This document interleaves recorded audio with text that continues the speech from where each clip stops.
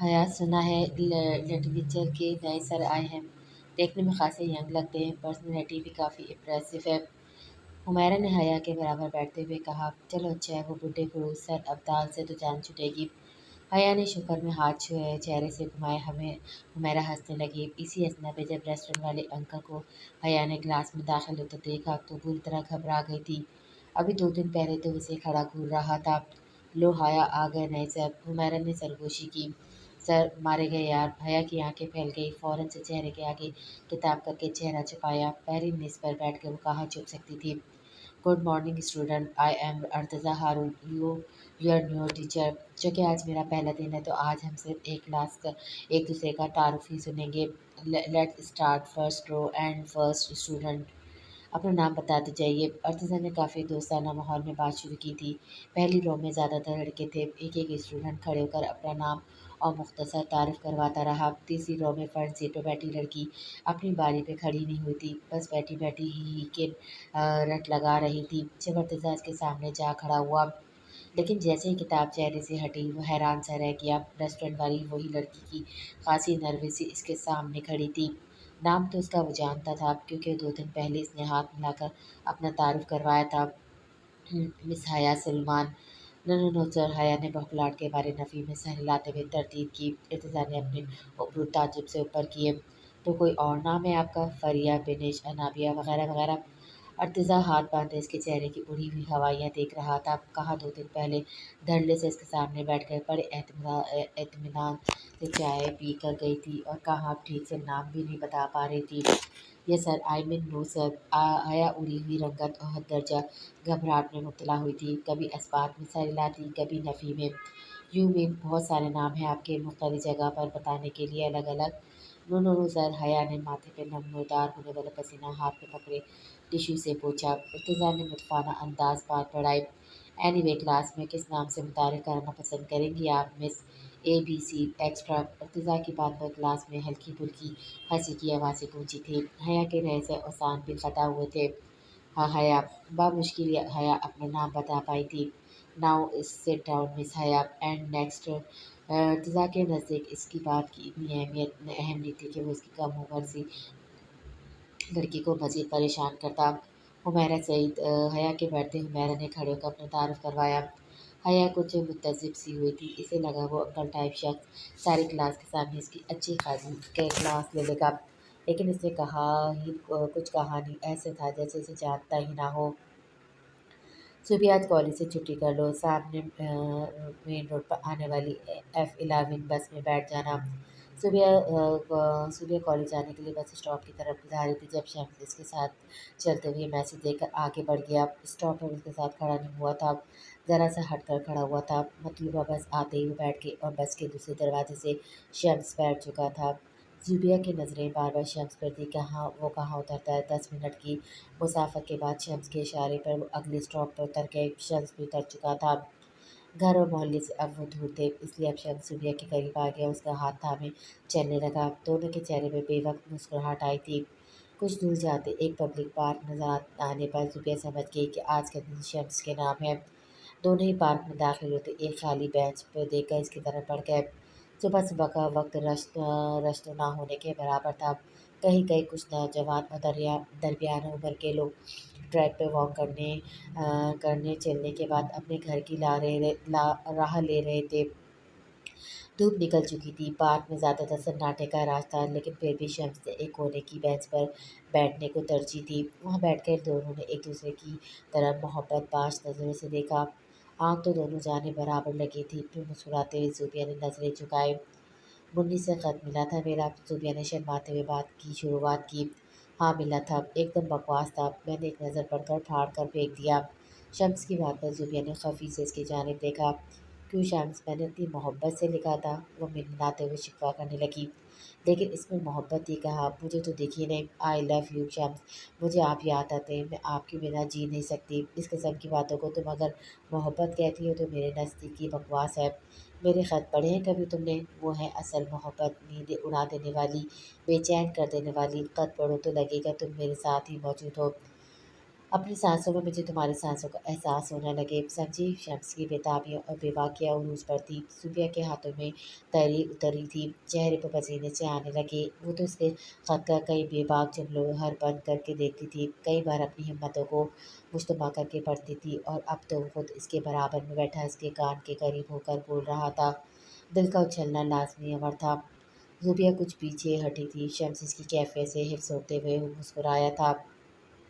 जो भी तुम्हारे बगैर रात नहीं करती यार, कसम से, लहजे में खुमार था। तो अब्बा से रिश्ता मांग लो मेरा, सुमिया ने लिजाते हुए कहा। दिन रात तो इसके भी मुश्किल से कट रहे थे। मांग तो लूँ, मगर तुम्हारे बात के ख्वाब बड़े ऊंचे हैं। एक वर्कशॉप पर काम करने वाला मैकेनिक इन्हें अपनी अकलौती बेटी के लिए कबूल नहीं है। शम्स के चेहरे पे अब नागवारी सी उतर आई थी। एक बार मांग कर तो देखो शम्स, शायद मान जाए। सुबिया के दिल में अब भी उम्मीद की शमा रोशन थी। और अगर उन्होंने इनकार कर दिया तो तुम साथ दो कि मेरा अपने बाप और भाई के सामने डट के खड़ी हो पाओगी ज़ुबी? बात तो सच थी, बाप के सामने इसकी ज़बान नहीं खुलती थी। इनके मुखालफत में खड़े होने का सोच कर जान लबों पर आई थी, बेअख्तियार सर नफ़ी में हिला था। तो फिर हम यूं ही अपनी मोहब्बत को नाकाम होता देखेंगे? ज़ुबिया की आंखों में नमी उतरी थी। नहीं ज़ुबी, हम कोर्ट मैरिज कर लेंगे। एक बम था वो ज़ुबिया के सर पर फटा था। अब मुझे जान से मार डालेंगे। ज़ुबिया के आंसू पे अब बहने लगे थे। देखो ज़ुबी, मेरी बात सुनो। अगर मैंने तुम्हारे घर रिश्ता भेज भी दिया तो इनकार ही होगा। उसके बाद अगर मैंने तुमसे कोर्ट मैरिज की तो सारा शक मुझ पर ही जाएगा। इसलिए कह रहा हूँ, चुप हो रहो, मैं खामोशी से तुमसे कोर्ट मैरिज कर लूँगा। इसके बाद जब मामला ठंडा हो जाएगा तब अम्मी और मुन्नी को लेकर हम ये शहर ही छोड़ देंगे। किसी को कानो कान खबर नहीं होगी। शम्स की बात कुछ को ज़ुबिया को ठीक लग रही थी। अगर वो अपनी फैमिली कब्ल इस वक्त कहीं और शिफ्ट करता तो तब भी शक इसी पर जाता। इस तरह सांप भी मर जाएगा और लाठी भी नहीं टूटेगी। ज़ुबिया इस नेज पर सोचने लगी थी।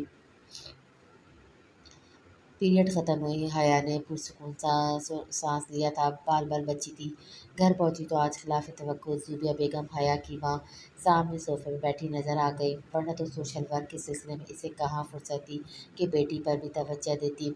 ओ मॉम, शुक्र है आपको घर पर तो देखा, वरना तो हर वक्त कहीं न कहीं गायब रहती हैं। हया सोफे पर ही बैठ गई। ज़ुबिया बेगम ने साड़ी का पल्लू ठीक किया। मेरी जान, तुम्हारी मॉम आम माओ जैसी थोड़ी है जो किचन में खुद को जलाती रहे। नाक चढ़ाकर चेहरे पर नागावारी लाकर ज़ुबिया बेगम ने कहा। ओके मॉम, मैं ज़रा चेंज कर कर आती हूँ, आज लंच मिलकर करेंगे। हया ये कहकर अपने कमरे में आ गई। बाबा, डिनर कब रेडी होगा? भूख से मेरे पेट में चूहे दौड़ रहे हैं।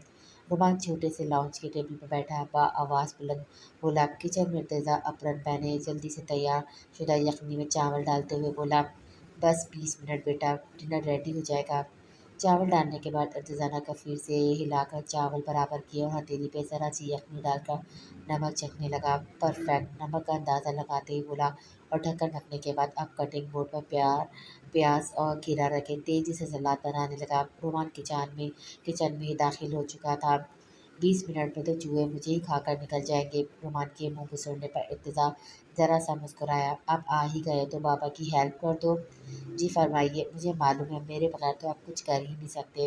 रोमान ने जले दिल से कहा। फ्रिज में से दही निकालो और रायता बनाओ, मैं तब तक सैलेड बना लूँ। प्याज काटते हुए पसने के साथ साथ अर्तज़ा अपनी आंखों में आने वाली पानी को भी आस्तीन से साफ करने लगा। रुमान ने फ्रिज से वही दही निकाली और उसे फेंटने लगा। बाबा, आपको नहीं लगता कि इस घर को एक अदद खातून की ज़रूरत है? यस माई चाइल्ड, मुझे पता है, लेकिन पिछली जॉब से पॉसिबल नहीं था। तनख्वाह कम थी इसलिए मैं ये खर्चा अफोर्ड नहीं कर सकता, लेकिन अब पॉसिबल है। बस 1 महीना रुक जाओ, जैसी तनख्वाह मिलेगी मैं एक खातून को रख लूँगा जो घर के काम काज के साथ खाना भी बना दिया करेगी।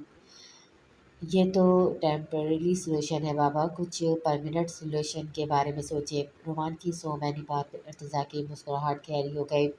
इसके लिए तुम बहुत छोटे हो, कम से कम भी 12-13 साल का इंतज़ार तो लाजमी है। इर्तिजा की बात पर रुमान ने अपनी आंखें फैलाकर बाप को देखा था। दही का बाउल शेल्फ पर रखकर अब वो काली नमक, काली मिर्च और जीरे के डिब्बे उठाए शेल्फ पर रखकर दही में डालते हुए बोला। आप भी शादी कर सकते हैं। अरे मेरी जान, फिर कहोगे सुतेली मक जुल्म करती है, आपको मुझसे दूर कर दिया है, मुझे खाने को नहीं देती, वगैरह वगैरह। इर्तिजा ने हर बात की तरह इस बात भी बात हवा में उड़ाई थी। नो बाबा, मैं बहुत अच्छा बच्चा हूँ, इससे दोस्ती कर लूँगा, लेकिन ये रोज़ रोज़ किचन के काम मुझसे नहीं होते। वो दही में सब कुछ मिक्स करते हुए खौफजदा मुंह बनाकर बोला। इर्तिजा का सलाद तैयार हो चुका था, इसलिए शेल्फ पे बिखरी चीज़ें समेटने लगा। शादी तो मैं नहीं करूँ, ये फ़ाइनल है। हाँ, अगर कोई लड़की परमानेंट तौर पर यहाँ आई तो वो मेरी बहू होगी, दैट्स फ़ाइनल। लेकिन 1 महीने की बात है, मैं कोई इंतज़ाम कर दूँगा। अब तुम ये रायता और सलाद बाहर टेबल पर रखो, पुलाव भी रेडी हो चुका है, बस मैं ला रहा हूँ। इर्तिज़ा अपनी कर्टन हटाकर चावल डिश में निकालने लगा। 3 कमरों के इस छोटे से फ्लैट में बस 2 ही नफूस रहते थे। स्कूल से आकर रुमान को सारे बिखरे समेटने पड़ते थे क्योंकि इर्तिज़ा लेट ही घर पहुँचता था। खाना तो फ्रिज में मौजूद होता था लेकिन तन्हाई से कभी-कभी रुमान घबराने लगता था। टीवी भी कितना देखता, बस इर्तिज़ा के आते इसके गिले-शिकवे शुरू हो जाते थे। कई बार रुमान इससे दूसरी शादी के लिए कह चुका था। हर बार एक ही जवाब था कि शादी नहीं करूँगा। अरे नीलो का मगध मारी का है तो तूने मेरा नया जोड़ा पहनकर खराब किया है। आरन ने कबर्ड से अपना जोड़ा निकालकर सामने पलंग पर बैठी नीलो के सामने फेंका। दुबले पतले नाजुके वजूद पे घुटनों तक जौन जोन वाला फ्रॉक पहने वो तेवरी चढ़ाए बोली, हाँ तो जहान बेगम भी तुझे ही नए जोड़े लाकर देती है जैसे तू ही सगी है। हम तो कमा कर देते हैं, काहे को जो पहन लिया। नीलो अपनी नाक पे पहनी छोटी सी बाली नुमा लॉन्ग ठीक करते हुए बोली, जो उसका मेज़ पर पूरा मेकअप किए वो गुमसुमी रंगत में भी जच रही थी। अपना वजूद देख तू, इसकी सारी सिलाई तक निकल गई है, कमबख्त आज क्या पहनूंगी मैं। आरा ने इसके बिना मुतनासिब भरे जिस्म को देखकर उबू चढ़ाकर खफी से कहा, छोड़ ना आरा, तुझे एक चीज़ दिखाओ। नीलू के बुलाने पर आरा इसके पास आकर बैठ गए। नीलू ने पर्स से एक सोने की चेन निकाल कर दिखाई, इस मोटे ने दी है। आरव ने चेन हाथ में पकड़े देखते हुए पूछा, हाँ कह रहा था बीवी की चोरी करके लाया है मेरे लिए। नीलों की बत्तीसी बंद नहीं हो रही थी। आरव ने तहस्सुस से देखा, बीवी की तुरंत तू चोरी करके दे सकता है तुझे, पर बीवी जैसी इज्जत और मुकाम नहीं देगा, वो तो उसकी बीवी के पास ही रहेगा। आरव ने चैन वापस करते अफसुर्दगी से कहा, ऐसी बातें काहे का करती आ रहा, हम इन लोगों में से नहीं हैं जो इज्जत की बात करें। हाँ है तो नहीं, पर नीलू क्या तेरा दिल कभी नहीं चाहे कि हमारा भी एक घर हो, एक ही मर्द हो जो प्यार के साथ इज्जत दे। आम औरतों वाली ज़िंदगी कितनी हसीन होती है ना। एक ठंडी आह थी जो बेख्तियार आरा के दिल से निकली थी, हसरत भरी। ऐसा कब होता है आरा, ये मर्द सोना चांदी ही दे सकते हैं, इज्जत नहीं। नीलू ने चैन अपने गले में पहन ली। मुझे घिन आती है नीलू, हर रोज़ एक नया मर्द, कभी दिन में कभी एक बार कभी 2 बार, और जो जहालत वो बीवी से ना ही कर सके वो चंद लाल नोट दिखाकर वहशियों की तरह हमसे करते हैं जैसे हम बेजान हैं, गोश्त पोश से ही नहीं और किसी और मिट्टी गाड़े से बनी हैं। कोई गिरी हुई घटिया सी गंदी मिट्टी से गूंदी हुई मिट्टी से बनी मूर्तियाँ हुए हैं। कभी सोचती हो काहे यहाँ पैदा हो गई आरा। आरा ने कौन सा गुनाह किया था जहाँ बेगम की सज़ा आरा काहे भुगत रही है। कब तक हम भुगतते रहेंगे। जानती मुझे अपना आप बेवक्त लगता है जैसे मेरा हुस्न आम है, हर मर्द के लिए है, किसी एक के लिए ख़ास नहीं है। हाय काश मैं भी किसी एक मर्द के लिए ख़ास होती। हसरत थी जो लबों तक आई थी, औरत की फितरी ख्वाहिश, अपना घर, इज्जत की ज़िंदगी। लेकिन ये चैन भी कहाँ, चैन भी कहाँ, हर औरत के नसीब में होता है। ऐसा काहे सोच रही है पगली, ये तो रीत से बन गई है। डॉक्टर का बच्चा डॉक्टर बने ना बने, वहशिया की बेटी वहशिया ही बनती है, कुछ और नहीं। नीलो ये कहकर उठकर चली गई। आरा इसे देखती रह गई। अब्दुल बासित चंद दिन तो अपने जज्बात पे काबू पाता रहा लेकिन आरज़ के दिल पर अपने हुस्न का आरा चला चुकी थी। इसलिए चंद दिन के बाद दिन वक्त वो वहाँ पहुँच गया लेकिन यूं ही मुलाकात करने की इजाज़त नहीं मिली। पैसों के बिना तो कोई बात करने को तैयार ही नहीं था, इसलिए मायूस होकर लौटा था। अब नौकरी का ख्याल आने लगा, कहीं न कहीं से पैसों की आमदनी का ज़रिया बने तो तब ही वो आरा से मिल सकता था। अब्दुल बासित ने अपने वालिद से कहा कि हिफ्ज़ इसके बस की बात नहीं और वो इसे किसी फैक्ट्री में नौकरी लगवा दे ताकि इनका हाथ बढ़ सके। मुफ्ती साहब ने ज़रा सी पेशरफ्त के बाद हामी भर ली और चंद दिनों में से एक सीमेंट से ब्लॉक बनाने वाली फैक्ट्री में नौकरी भी लगवा दी। तालीम उसने बस मैट्रिक तक हासिल की थी लेकिन वहाँ काम मजदूरों की तरह करना पड़ रहा था। एक तो आदत नहीं थी लेकिन मोहब्बत का नया खुमार चढ़ा था, इसलिए लगन जस्तजू भी बढ़ती गई। 1 महीने की कमर तोड़ मेहनत के नतीजे में हाथों पे छाले पड़ गए थे। तनख्वाह लेते हुए सबसे पहले आरा का ख्याल आया। आधी से ज़्यादा तनख्वाह माँ के हाथ में रखी और चंद हज़ार अपनी जेब में। रात का बड़ी बेसब्री से इंतज़ार किया था। रात जब वो वहाँ पहुँचा, आरा का ही रस चल रहा था। एक कोने में बैठ कर इसे देखता रहा। वही पहली बार वाली कैफ़ियत थी। लगता था सारा ज़हन खाली है, बस वो अकेला बैठा इसका रस देख रहा है। वही दिल फिरे से मुस्कुराहट से पड़ता डिम्पल, गोरी गलाइयों में पहनी चूड़ियाँ, कानों में झूमते झूलते आवीज़ें कहाँ-कहाँ इसके अंदर हशा बर्पा कर रहे थे, ये वही जानता था। रस खत्म होते ही पहले अब्दुल बासित ही जान बेगम के पास पहुँचा था, जो सौदेबाजी करती थी। बोल बउआ क्या चाहिए? आरा अब्दुल बासित ने बरजस्ता कहा, पैसे लाया है?" हाँ, आज तो जेब भर के लाया हूँ। जेब से कई लाल नोट निकालकर सामने बैठी औरत के हाथ में रखे। इसकी आंखें चमकी, जल्दी से पैसे गिने, फिर मुस्कुराकर इसे देखा। जा वो सामने है मेरी आरा का कमरा, मोड़ कर तेज कदमों से आगे बढ़ा था। लेकिन कमरे के सामने जाकर रुक गया। दिल की बेचैनी बड़ी थी, बेयकीनी थी कि ख्वाब है या सच में उसे देखेगा। फिर दरवाज़ा धड़कते दिल के साथ खोला तो वो सामने बेड पर ही बैठी थी, वही आधे चेहरे को छुपाए। अब्दुल बासित ने दरवाज़ा बंद किया, उसके पास बैठ गया, लेकिन लफ्ज़ ज़हन से महकते कि क्या कहे, क्या ना कहे। जब खामोशी ने धूल पकड़ा तो आरा ने ही बात शुरू की। "काहे चुप हो बाबू, गूंगे हो क्या?" उसका लहजा अलग था। "नहीं जी, बस यकीन नहीं आ रहा कि आप सच में सामने हैं। क्या मैं आपको देख सकता हूँ?" अजीब सी फरमाइश थी, अजीब सा अदब था। भला पैसे से खरीदी हुई औरत के साथ कौन आप जनाब करता है? फिर देखने की इजाज़त कौन मांगता है? कीमत अदा करके भी इजाज़त मांग रहा था। अजीब शख्स था। अब मुरव्वत बरत भी ली थी तो इजाज़त भी सिर्फ देखने की मांगी। दुपट्टे की आड़ से तो आरा भी इसे देख ना पाई थी, इसलिए अपना घूंघट खुद ही उलट दिया। अब्दुल बासित सांस लेना भूल गया था। जितना तसव्वुर इसके हुस्न के बांध के आया था वो इन सबसे ज़्यादा हसीन थी। आरा की नज़र इस लड़के के चेहरे से होती हुई बस पेशानी पर जाकर रुक गई। माथे पे वाज़ेह सजदे का गहरा निशान मौजूद था। एक पल को टिटकी थी, लेकिन अब्दुल बासित की नज़रें हटने से इनकारी थी। आरा ने इसे सर से पैर तक देखा। सफ़ेद शलवार कमीज में मलबूस था, चेहरे और आंखों में हवस का शायबा तक नहीं था, बस देखने की ताब थी। नौजवान के मुंह से न शराब की बू आ रही थी, न पान की पीक की परत कि जिसके बोलने से चींटे आरा के मुंह पर आते, न चेहरे पे खबाज़त, न नज़रों में आर पार चीरती तेज़ी। चेहरे पे नूर था। कुछ पल तो समझ नहीं पाई कि वो है कौन। कोई नेक खुदा का बंदा लग रहा था। अगर वाकई बंदा खुदा था तो यहाँ क्यों आया था, इसी जगह पर जहाँ नेक लोग दूर से देखते ही रास्ता पलट लेते हैं? मौलवी होगा। आरा ने दिल में आने वाला पहला खदशा बयान किया। नहीं, मौलवी का बेटा हूँ। अब्दुल बासित ने जवाब दिया, लेकिन नजरें नहीं हटाई थी। एक टक देख रहा था, बिना आंखें झपकाए। आरा बेसाख्ता हंसी थी। बाबू, मौलवी के बेटे का कोठे पे क्या काम?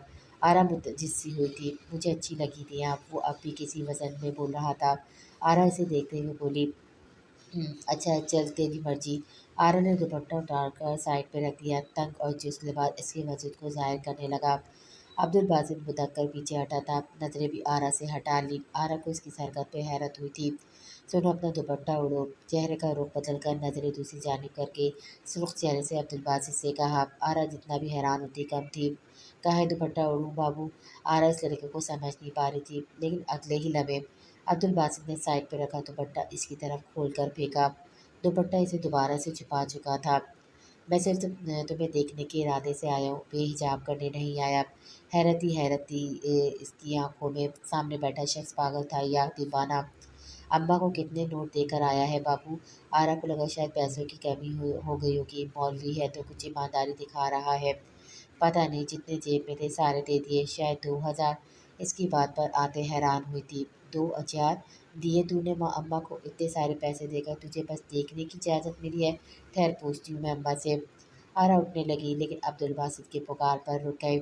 नहीं, उन्होंने मांगे ही नहीं थे, बस मैंने खुद दे दिए और मुझ पर पाबंदी भी नहीं लगाई। तो फिर काहे को मगजमारी करता है आरा के साथ? आरा वापस बैठ गई। मैं आपको सिर्फ देखना चाहता हूँ। आरा को लगा शायद दिमाग का कुछ खिसका हुआ है, इसलिए आरा बार बार ऐसे चांचती नज़रों से देख रही थी।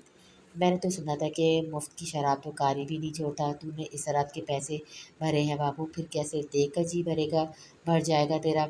आरा को हैरत हुई थी। आपको देखने के लिए ही तो पूरा महीना मेहनत मजदूरी की है, ईंटें पत्थर उठाए हैं, फिर जाके ये दिन नसीब हुआ है। अब्दुल बासित की बात सुनकर आरा को लगा गश खाकर गिर पड़े। कौन था ये शख्स? कैसी बातें थी इसकी? कई सालों से आने वाले मर्दों से अलग? या नवाब, रईस, अमीरजादे, दौलतमंद अपने पैसे लुटाने और दिल बहलाने तो आते रहते थे। ये कैसा शख्स था जो महीने भर मेहनत मजदूरी करके अपनी जमा पूंजी एक ही रात में थमाकर सिर्फ इसे देखना चाहता था? आरा ने बेसाख्ता इसके हाथों को पकड़कर देखे जो काम की 22 छालों से भरे हुए थे। फिर इसके चेहरे को देखा, जहाँ ना खबासत थी, ना नोच खाने की कोई आरज़ू, बस देखने की ताब थी, आँखों की प्यास थी। पहली बार आरा की आँखें नम हुई थी, लेकिन आँसू कहीं अंदर गिरे थे। अब्दुल बासित की नज़रें अब भी इसका तवाफ़ कर रही थी। काहे अपने हाथों पे जुल्म किया बाबू, पर नम आँखों से गुल के लहजे से पूछा, आपको देखना चाहता था। अब्दुल बासित की आंखों में सिर्फ सच्चाई थी। मुझे देखने के लिए काहे हाथों को बिगाड़ के रख दिया? मुझ में कुछ भी तो खास नहीं है।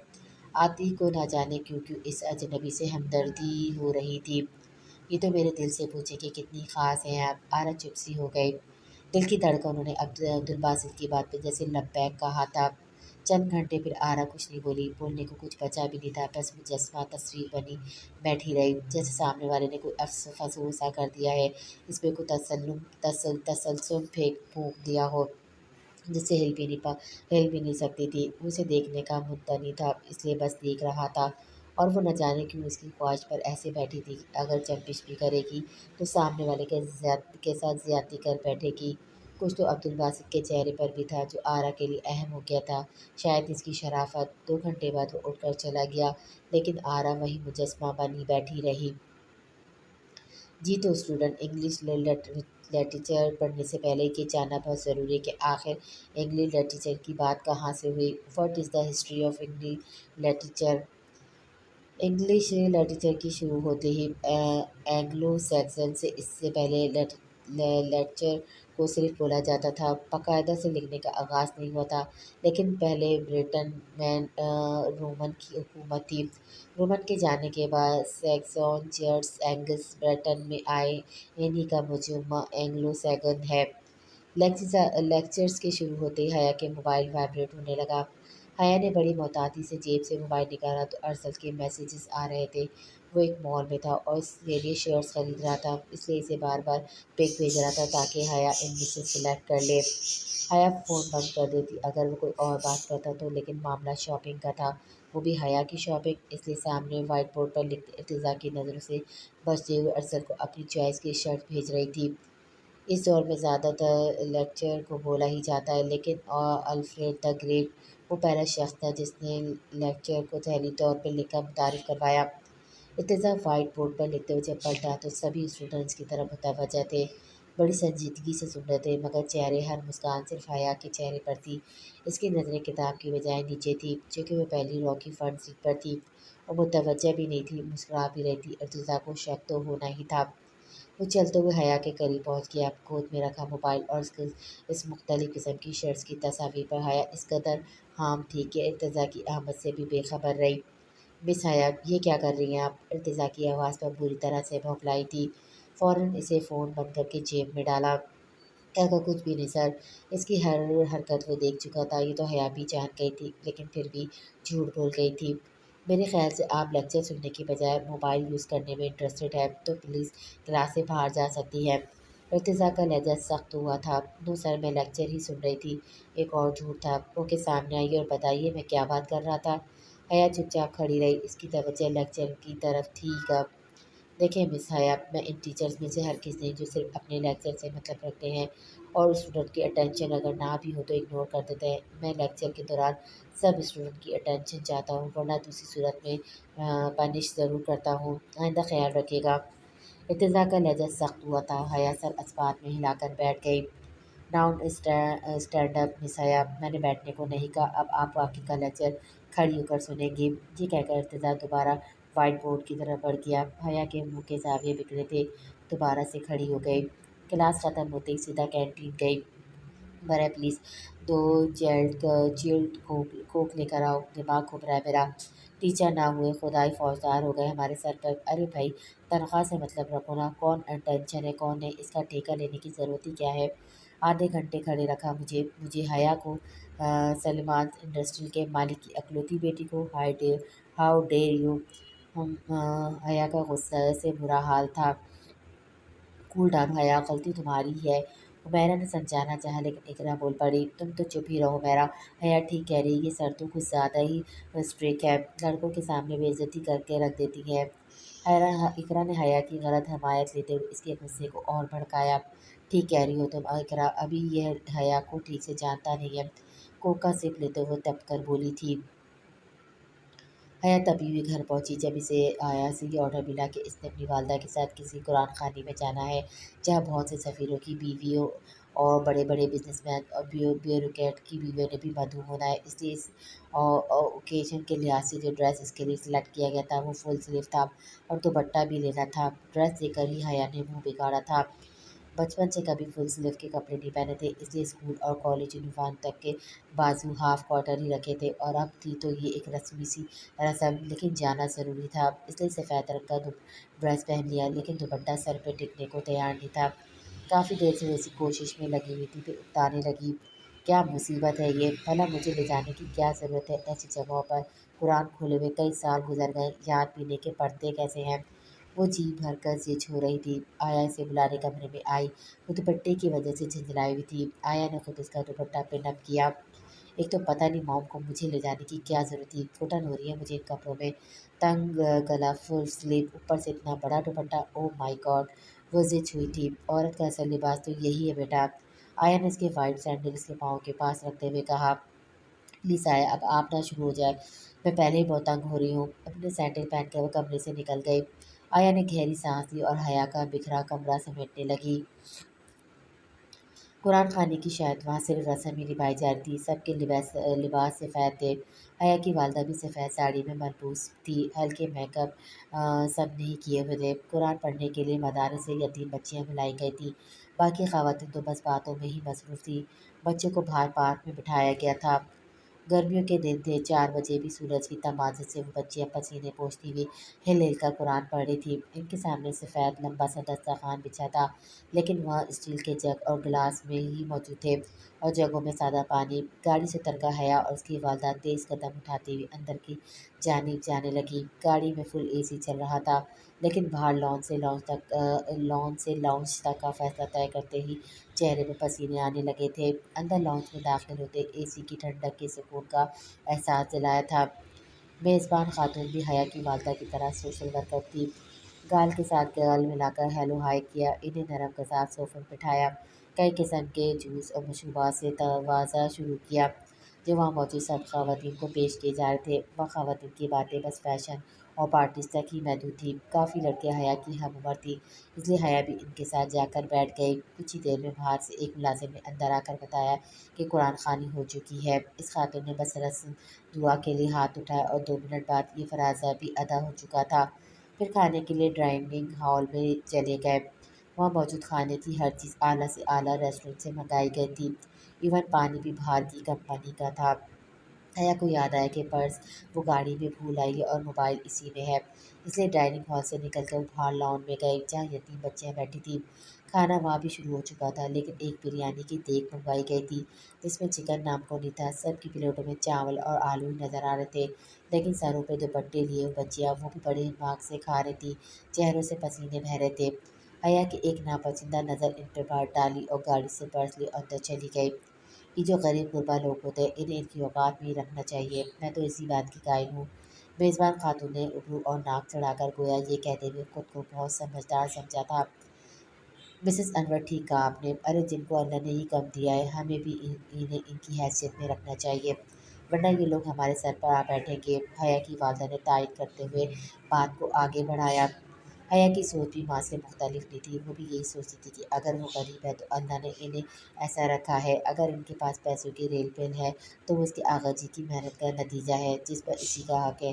फिर गरीबों और लाचारों को भला क्यों दिया जाए। मिसेस सलमान, मैंने सुना आपने दारुल अमान में 10 लाख का चेक दिया है, आपको नहीं लगता ये बहुत ज़्यादा कर दिया है। जूस पीते हुए मिसेस अनवर ने कहा। मीडिया भी वहाँ मौजूद था। फिर सुलेमान की रिपूटेशन का सवाल था, अब देना ही पड़ा। आपको तो पता है अब तो काफ़ी सियासी पार्टीज़ में अच्छी जान पहचान हो चुकी है हमारी। मीडिया को दिखाना भी तो ज़रूर था। ये न्यूज़ पर चैनल पर सलमान ने कहकर चलवाई थी, बड़े फ़ख्र से बताया जा रहा था। हाँ, देखा था मैंने। इसी किस्म की बातें वहाँ बैठी सब ख़वातीन की ज़बानों पर था। दिखलावा, फ़ैशन, पार्टीज़, दुनिया और दुनिया की रंगीनें, जैसे इन सब पर इन अपर क्लास फैमिलीज़ का ही हक था। आरा की जब समझ-बूझ की उम्र शुरू हुई थी तो इसने कानों में घुंघरू की झंकारी सुनी थी। नाचती-गाती लड़कियाँ मर्दों का दिल लुभाती अदाएँ इन्हें बचपन से सिखाई जाती थीं। वो भी इसी माहौल को अपनाती चली गई। 18 साल की उम्र में इसकी अस्मत का पहला सौदा हुआ था। पहली बार बहुत घबराई थी वो, छूने वाले हाथों को परे झटका था, मगर वो आम घरेलू लड़की तो थी नहीं, न सामने वाला इसका शौहर था जो उसकी झिझक का लिहाज करता और इन नज़ाकतों का ख्याल रखता। रात के पैसे अदा करने के लिए वो सिर्फ हवस का सामान था। जिसने कीमत अदा की थी वो उम्र में भी आरा से दुगना था। दिन भर भी गहरी सांवली मुँह से शराब और पान की बू, सिगरेट का धुआं इसके मुँह पर फेंका तो वो बतख पीछे हटी थी। ज़रा सा खाँसी थी, नागवारी से अपने से दुगनी उम्र के शख्स को देखा था।